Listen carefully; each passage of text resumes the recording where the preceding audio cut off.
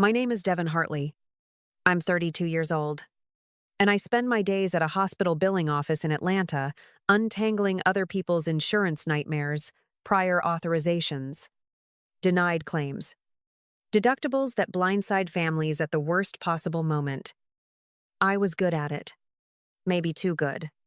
Because somewhere along the way, my own family decided that skill belonged to them too. Bills, passwords, tax reminders, insurance renewals, if something needed fixing. They called me. The night my father called at 11:45 on a Thursday, I was still in my work clothes, hair still twisted up, laptop already sliding into the passenger seat before he finished his second sentence. I had driven out to Marietta like that 100 times, not because anyone asked nicely, but because that was simply what I did. And everyone involved had long stopped questioning it. I told myself it was love, and for a long time I believed that. What I didn't know that night was that I was making the drive for the last time. Not because something broke beyond repair, but because I was about to see, with complete clarity, exactly what I had been worth to them all along. And once you see that, you can't unknow it. By the time I walked into their kitchen, I already knew something was different. My mother was moving in slow circles near the window. My father had both hands pressed flat on the counter. And nobody said a word when I came through the door. No hello. No water. Not even eye contact. My father just turned the laptop toward me and said, "Get into the Chase account. We need to move the money tonight." I asked how much. And that was when I saw the number on the screen, nearly everything they had set aside. The emergency fund, the retirement savings, money that was supposed to carry them through the years ahead. I looked up at him and asked what had happened, and he glanced toward the hallway, lowered his voice like the walls were listening, and told me Sienna had been arrested and they needed to get her out before morning. From the next room, my mother was already whispering that if they pulled the remainder from the IRA, they could cover the attorney too. I entered the codes. I clicked through the transfer. I sat there watching their financial security move across a screen in real time, and what I felt was not panic, it was a hollow, settling stillness. The kind that comes when something you half knew finally stops pretending.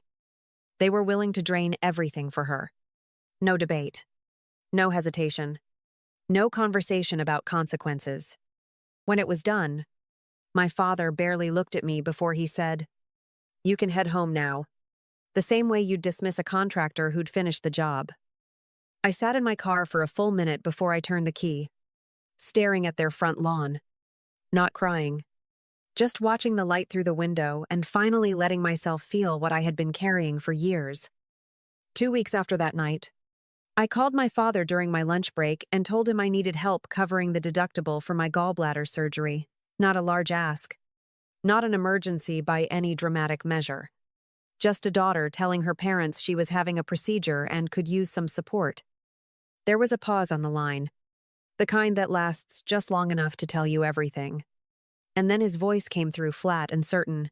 "You're not a priority right now. Figure it out yourself." My mother was somewhere in the background, and she added that Sienna needed them more, that I was strong enough to handle it on my own. I laughed, not because it was funny, but because the alternative was coming apart on a lunch break in a hospital billing office, and I had never once allowed myself that. I stayed on the line just long enough to say, "Thanks for showing me exactly where I stand." And then I ended the call and sat there looking at nothing in particular. A heating pad pressed against my side at night and that sentence running on a loop in my head. "You're not a priority right now." Delivered like a scheduling conflict. Like I had asked for the wrong thing at an inconvenient time. That was the moment I stopped telling myself it was complicated. It wasn't complicated. It was the truth of my family, spoken out loud for the first time. And the only difference between that day and every day before it was that this time, they hadn't bothered to dress it up. Sienna got rescued. I got told to be strong. And now I finally believed them. That same afternoon, I called the hospital billing office and asked what my options were. The woman on the phone was professional and matter-of-fact in a way I genuinely appreciated. She walked me through the deductible, the payment timeline, and the financing available, without a single moment of pity or hesitation. At least the bank didn't pretend to love me while leaving me stranded. I took out a short-term personal loan that made my stomach knot almost as much as the pain under my ribs, scheduled the surgery, updated my manager, and started working ahead on everything I could before recovery. Every step I handled alone made something inside me colder and steadier. Not bitter exactly, just clear. I stopped checking my phone for a message that said they were sorry. What came instead was exactly what I should have expected. My mother texted 3 days later asking if I could reset the password on their electric company account because the verification code kept going to the wrong email. And my father followed with a message asking me to look over a letter from their insurance company because he wasn't sure it needed a response. Then Sienna texted me for the first time since her arrest, not to ask how I was. Not to acknowledge a single thing her mess had cost. Just one sentence. Don't make things harder for Mom and Dad right now. I stared at that message for a long time before I laughed out loud in my kitchen. Harder. That was the word she chose. As if I had done something cruel by asking for help with surgery after watching our parents empty their savings to pull her out. I didn't answer her. I didn't answer any of them. For the first time in my adult life, I let every message sit there unread until the screen went dark. And I felt nothing close to guilt, only the strange, unfamiliar quiet of someone who had finally stopped performing.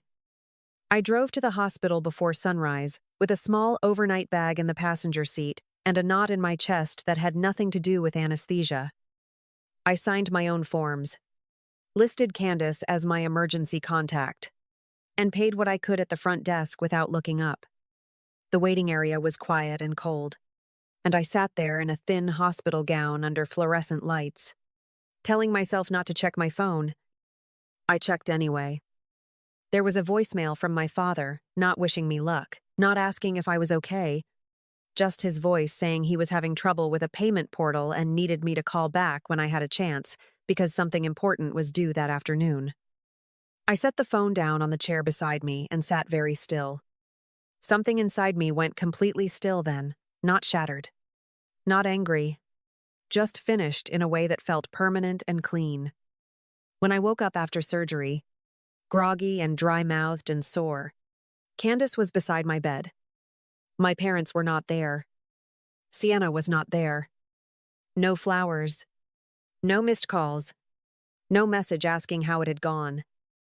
By that evening, my mother had texted to ask whether I happened to remember the login for their car insurance portal because the payment page looked different now.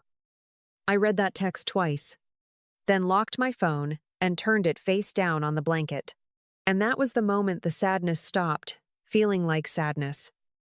What replaced it was sharper, quieter, and far more useful, the absolute certainty that I was done asking to matter to people who had already answered that question. Recovery gave me too much time to think. And for once, that was exactly what I needed. Sitting alone in my apartment, sore and slow, I finally let myself see how much of my parents' daily life had been running directly through me, not in one dramatic favor, but in 100 small, invisible ones that had accumulated over years until they no longer resembled help at all. They resembled a job. I went through old emails and saved texts and wrote down every account, every payment, every service that still carried my name, my phone number, or my email address, the mortgage portal, utility accounts, insurance payments, vehicle registration alerts, tax paperwork, and 2 credit cards. The list was longer than I wanted to admit, and seeing it all in one place made something in my chest go tight. I had been built so deeply into their lives that removing myself required actual effort. I started with the simplest step. Anything connected to my money had to go first. I pulled my checking account from every automatic payment I had set up for them, removed my contact information from recovery settings wherever I still had access, and logged out of their portals on every device I owned. I was not trying to damage anything. I was not sabotaging them or engineering a crisis. I was simply taking my name off responsibilities that had never belonged to me and returning to them the life they had always been capable of managing, if they had ever bothered to try. 3 weeks after my surgery, my mother left a frantic voicemail saying the mortgage payment hadn't gone through and she couldn't get into the bank app. And my father called right after demanding to know what had happened and how to fix it. I let both calls go to voicemail. More messages followed over the next several days, a late fee here, an insurance error there, screenshots of pages they couldn't navigate, and underneath every single one of them the same unspoken assumption: Devin will fix this. Devin always fixes this. Then my father showed up at my apartment. He pounded on the door hard enough that I thought something terrible had happened. And when I looked through the peephole and saw him standing there with his jaw set and one hand on his hip, I kept the chain on and opened it just enough to hear him out. He didn't ask how I was feeling. He went straight to it. Ridiculous. Childish. Selfish. And whatever little message you're trying to send has gone far enough. I waited until he stopped. And then I said, "You told me to figure it out myself." So I did. Now you get to do the same. His face changed. But not the way I expected, not with guilt. With offense. As if I had broken some unspoken rule by repeating his own words back to him. He lowered his voice and said, Sienna was fragile, that she needed more support right now. And I told him he should probably be helping her instead of standing at my door. He left angry, muttering that family did not treat each other this way. And I almost said it out loud. That was exactly the point. After my father left, my mother shifted tactics. Her texts came in that wounded, trembling tone she used when she wanted sympathy to do the work that accountability never could. The credit card had been declined at the grocery store. Warren was under so much stress. And would I please stop punishing them? Then Aunt Denise called from Ohio, leaving a long voicemail about how my parents were struggling and how whatever had happened between us. They were still family, and I needed to remember that. A few days later, an old friend texted asking if everything was okay at home because my mother had reached out, saying she was worried about me. I sat with that one for a moment, worried about me. The woman who hadn't checked whether I made it through surgery was now calling my friends because her mortgage was late. I explained the situation to Aunt Denise once, clearly and without drama, and then I stopped returning her calls. That was the only conversation I was willing to have. Around that same time, I saw photos of Sienna on social media, Miami, a beach bar, sunglasses, smiling like none of this had anything to do with her. My parents had drained their retirement savings, pushed me out, and held their breath for her.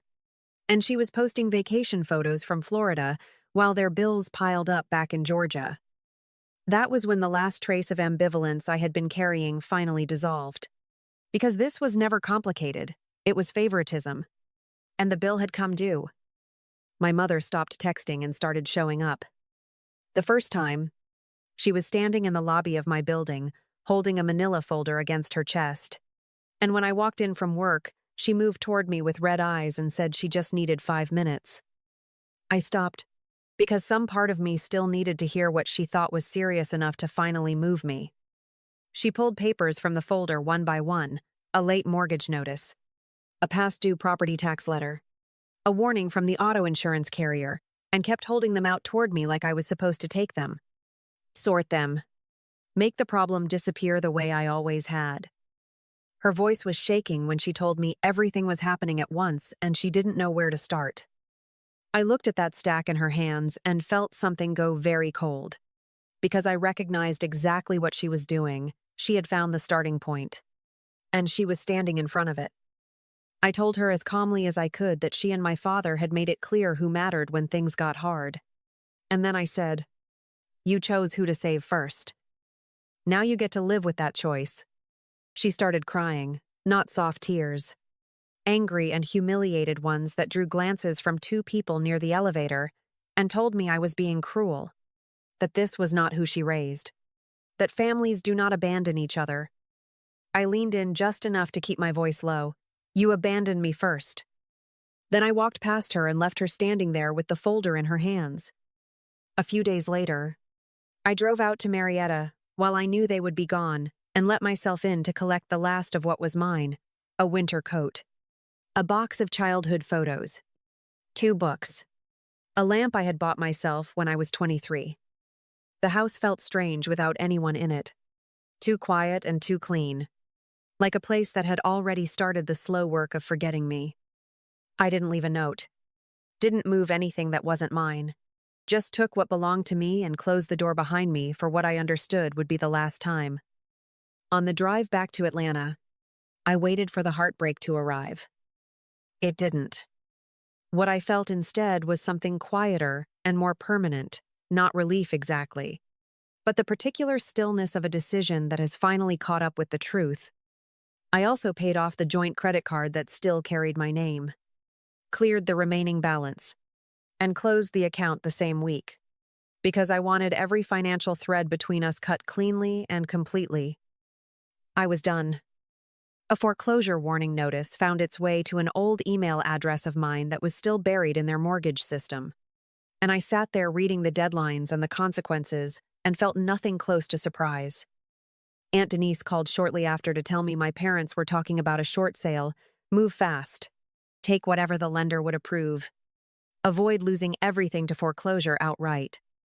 The house with the perfect lawn and the polished entryway, the one they had guarded for years like it represented something permanent, was now a listing with price cuts. My father sent a short email from a new address I didn't recognize, and the subject line was a single word, please. Inside, he wrote that they had been wrong and that they needed me, which was the closest he had come to honesty in months. But even then, there was no mention of my surgery. No real accounting for what had been said. Then one line near the end stopped me. We did not think you would really walk away. That was the truth they had never admitted before. They had simply never believed I would. I healed. I paid off the personal loan ahead of schedule, went back to work, and earned a promotion I had been working toward for 2 years, and for the first time, the stability I was building belonged entirely to me. My apartment was quiet in a way that home had never been. No sudden calls. No emergencies that became mine before I agreed to them. No guilt dressed up as obligation. Sienna paid her own kind of price. Once the money was gone and my parents had nothing left to offer, she stopped answering their calls, didn't contribute $1 toward their move, and never came back to help with anything that mattered. The woman they had emptied themselves out for turned out to have nothing to give in return, and that truth landed harder than any late notice ever could. My phone still lights up sometimes with my mother's name, and it is always the same opening line, please just talk to us once. I read it, and I set the phone back down. They had their chance to talk to me when I needed them, and they used that moment to tell me exactly where I stood. I believed them then. I still do. Thank you for staying with me through this one. It carries more of my own life in it than most. If any part of this story felt familiar, I hope it finds you at the right moment. Choosing your own peace is never the wrong move. See you in the next one.